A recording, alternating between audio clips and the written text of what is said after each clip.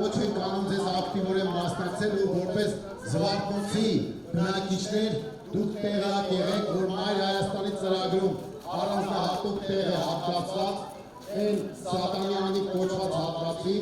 որը լքված է հիմա, լրիվ անբարեկան Կարմուխիթյան վիճակում է, մեր ծրագրով իշխանական լծակ ստանալու պարագայում մենք վերականգնելու ենք անճանաչելիորեն այդ հատվածը, կանցերները սկսել են աշխատել,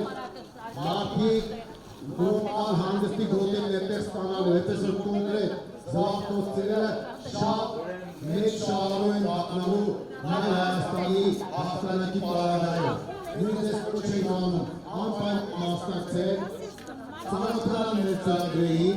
և քննարկել Մայր Հայաստանի օգտին։ Մերժեք քաղաքացիական պայմանագիր կոչված խունտային ու նրան կցված Բուլղարիան երրորդ չարացանը,